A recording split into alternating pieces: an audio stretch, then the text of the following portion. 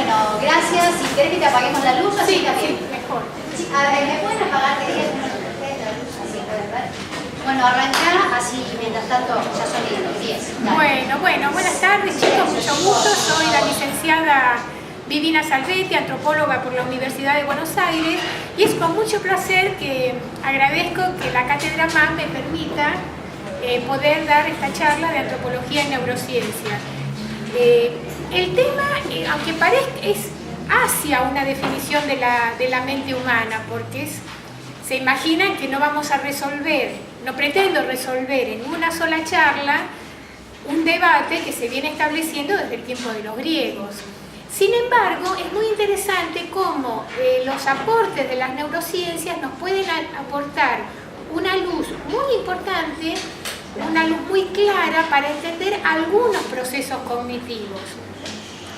Por eso, antes de comenzar, una parte de los procesos cognitivos que vamos a abordar hoy tienen que ver con el vínculo entre la conducta y las emociones y las particularidades de la conducta que tienen nada más que los humanos. Acá en esta primera figura es un enterratorio que tiene unos 7000 años. ¿Qué es lo primero que les llama la atención a ustedes? ¿Qué tipo de personas eran estas? ¿Qué vínculo tenían? Claro, un vínculo amoroso. Y ahora, si nos ponemos a pensar un poquito más, ¿qué es lo primero que sentimos cuando vemos a esta imagen de estas dos figuras así? Que se querían mucho, ¿verdad? Pero seguimos razonando otro poquito y nos damos cuenta de que los cuerpos fueron acomodados post-mortem. Porque noten ustedes que los dos están acostados, tienen las rodillas flexionadas, están las rodillas de lo que presumimos que es la figura masculina, las rodillas de la figura femenina, tienen los brazos entrelazados. Y fíjense que a menos que sean muy cortos de vista, están con los rostros muy pegados uno con otro, que normalmente los que hemos tenido pareja sabemos que no podemos estar con la vista fija de esta manera. Así que es evidente que estos cuerpos fueron acomodados post-mortem porque los sobrevivientes querían recordarlos así. Y esto es un detalle no menor en lo que vamos a ver ahora. Por eso, los ejes de la presentación, esta presentación está dividida en dos partes para ver las diferencias entre el cerebro y la mente. Compartimos un cerebro igual. Bueno, a ver, las diferencias, ahora sí, las diferencias entre el cerebro y la mente, porque cerebro también tienen el resto de los mamíferos, también tienen las aves, tienen los reptiles, todos los animales, todo animal que tiene un sistema nervioso central tiene cerebro, pero la mente es exclusivamente humana. Entonces, en la primera parte vamos a ver la persistencia animal en lo humano, y la segunda parte ya nos abocamos a las características exclusivas de la mente humana. El marco de esta presentación está dentro de la teoría de la evolución biológica. Es un abordaje de tipo constructivista y emergentista, es decir, no aborda la mente como una esencia que hay que definir, sino que se va construyendo la noción de mente.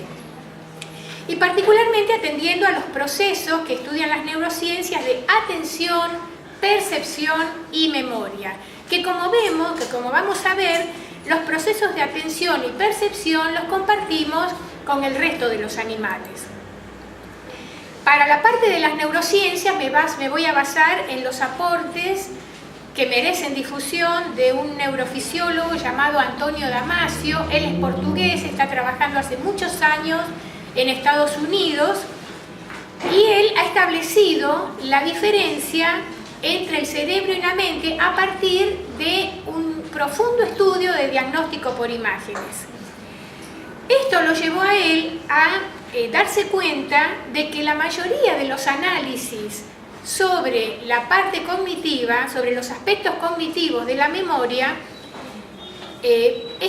toman a la mente como si estuviera alejada del cuerpo, como si estuviera perdida en el espacio.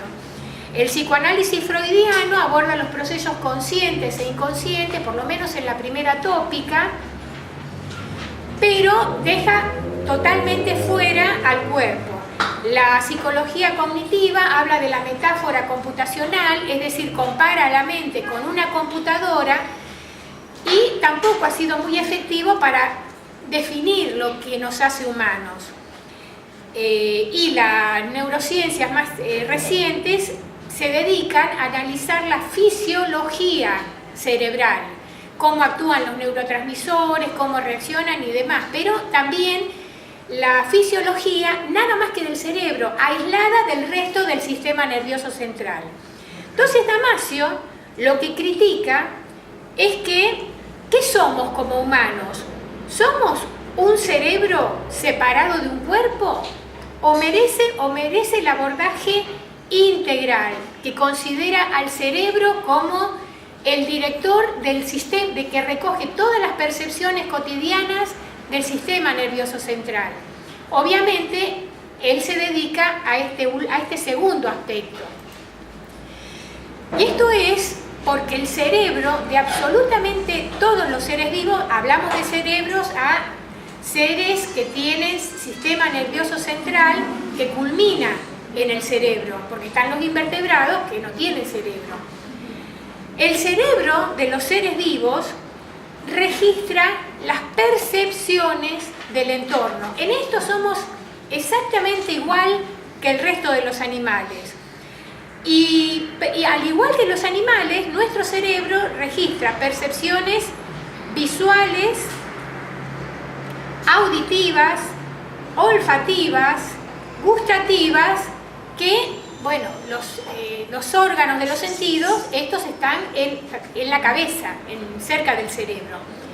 Pero las percepciones táctiles están en el resto del cuerpo y también las recoge el cerebro. Entonces, en esta figura, que es una sobresimplificación de la cadena de la vida, Damasio, es decir, sirve para sostener la propuesta de Damasio de que absolutamente todo organismo, desde las células más chiquititas, desde las amebas hasta los organismos más complejos, todo organismo se adapta y responde como un todo. Esta es una frase textual de Damasio. Desde los organismos sin cerebro, como las amebas, porque las amebas, según el medio químico donde estén, reaccionan, se mueven. Una ameba no mueve un tentáculo solo ante un medio químico distinto. Reacciona moviéndose completamente. Y así pasa con nosotros también y con el resto de los animales. Reaccionamos con todo el cuerpo. Con la diferencia de que los animales, de que nosotros, al igual que los animales con sistema nervioso central, tenemos imágenes perceptuales de carácter inmediato y de carácter involuntario. Es decir, para adaptarse al entorno, los seres vivos se valen de las imágenes perceptuales de carácter inmediato. Y eso es lo que les permite la adaptación al medio. Entonces, acá tenemos los animales con cerebros en la cadena, y ven que acá están los primates, hasta acá llegan los primates. Y acá llegan nuestros antecesores hasta llegar al humano. Como veremos en la segunda parte, uno de los grandes problemas para analizar la mente desde el punto de vista evolutivo es que nuestros antecesores homínidos, ya sea el neandertal, el Homo erectus y otros, los Australopithecus, todos han desaparecido. Entonces no nos es posible estudiar desde ellos los cambios, lo que nos diferencian de nosotros y ellos. Por eso es que muchos se valen de los primates, pero con las serias dificultades de que nos falta una muestra de conducta de la que carecemos. La particularidad que tiene Damasio para con el tipo, él vincula la emergencia de la mente a que solamente el ser humano puede evocar las imágenes que registra del entorno de manera voluntaria. Es decir, solamente los seres con mente, o sea, solamente los seres con mente humana pueden recordar o imaginar imágenes de acuerdo a las percepciones que tienen. ¿Me siguen? Entonces, entra un recuerdo voluntario. Y esto es una foto de Tecnópolis. ¿Alguno de ustedes fue a Tecnópolis hace unos años cuando estaba este homúnculo en el departamento de neurociencias? Bueno, en Tecnópolis estaba el departamento de neurociencias y estaba este simpático muñequito que es un homúnculo con las zonas sensitivas diferenciadas, aumentadas, para mostrar cómo acá, tanto en la mano, en los labios, como en los labios, donde se encuentran los mayores receptores sensitivos, táctiles. Y había varios animalitos. Este es un animúnculo del gato, de cómo el gatito tiene mayor sensibilidad en la cara, en la nariz y en las patitas también. Este tema de la sensibilidad y el modo en que el cerebro registra de manera involuntaria las percepciones del entorno, porque esto les tiene que quedar claro. Percibimos, no podemos no percibir. Percibimos, querramos o no querramos. Estamos en un ambiente y estamos alerta. Vemos, olemos, no elegimos oler o no oler, oír o no oír.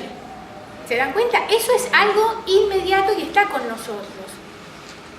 Entonces, en la parte táctil y la parte del punto de las zonas sensitivas del cerebro, de la mano y del pie, se han hecho estudios de antropología clásica. Ha presentado un autor como Leroy Buram, que tienen el PDF en el centro de estudiantes. Este texto lo tienen completo.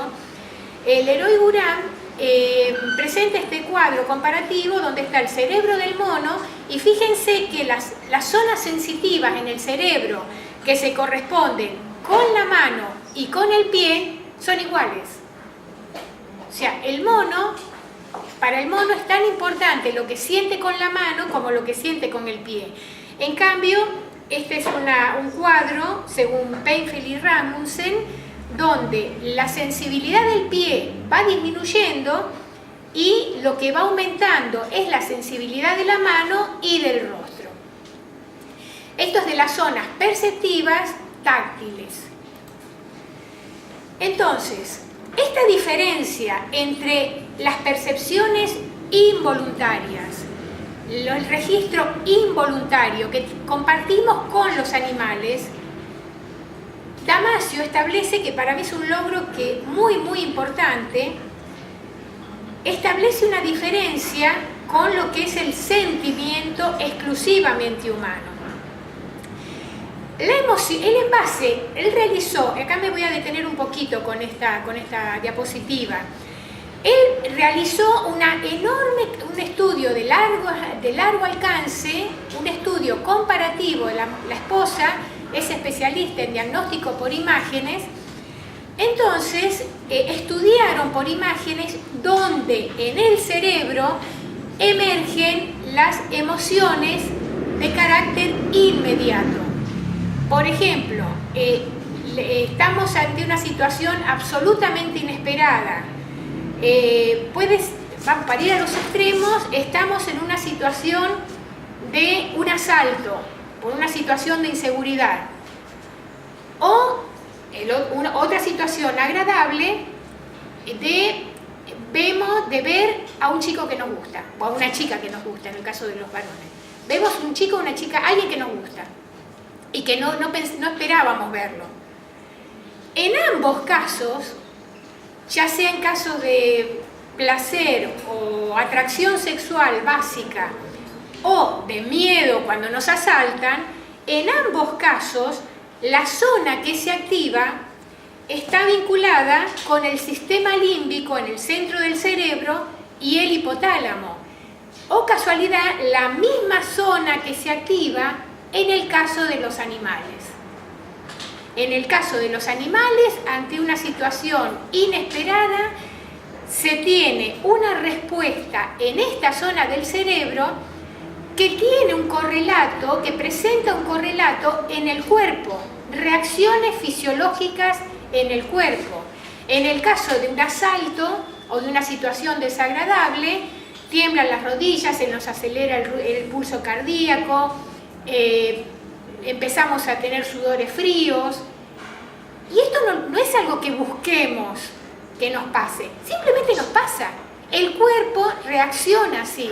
Y esto muestra la íntima conexión entre el registro fisiológico que queda de las emociones en el cuerpo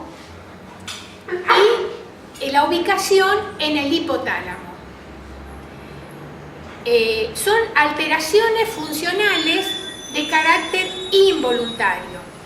Ahora, lo que estudió Damasio es cuando una persona llega a la casa después del asalto y todo salió bien y empieza a acordarse de lo que le pasó,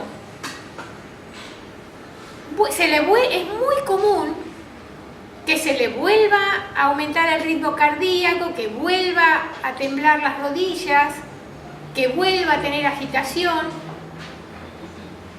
Pero en este caso, cuando la persona está acordándose o recordando lo que le pasó, es la zona que se activa es la corteza prefrontal. Cuando se recuerda o cuando la misma zona, para pasar un caso agradable, que cuando uno está planeando una cita amorosa con su pareja, que se imagina, da placer. Nosotras las mujeres conocemos, o sea, sabemos de esa sensación de arreglarnos, de ponernos lindas, ¿no? de imaginar cómo la vamos a pasar esa noche, ¿verdad? Entonces, es esa actividad agradable que también va acompañada muchas veces por aumento del ritmo cardíaco, pero esta vez es agradable. El aumento del ritmo cardíaco, las famosas mariposas en la panza, es absolutamente involuntario. Por supuesto que es más agradable que las otras alteraciones, que las provocadas por el pánico, pero son alteraciones involuntarias, agradables, que emergen en la corteza prefrontal. Esto es un estudio que le llevó muchísimos años y que él lo presenta como la diferencia entre lo que se llama la emoción como proceso primario para distinguirlo del sentimiento y del pensamiento como proceso secundario. Otros estudiosos también están de acuerdo de que esto es un gran descubrimiento porque permite mostrar mediante el diagnóstico por imágenes cómo cómo una persona que evoca voluntariamente imágenes del pasado o imagina un proyecto, una cita o lo que fuera, en el momento de recordar o de imaginar es el gran acto de autonomía. Esa sensación de sí mismo es absolutamente humana y es propia de la mente humana. Es lo que define la mente humana. ¿Se dan cuenta? Entonces, mientras nos quedamos con este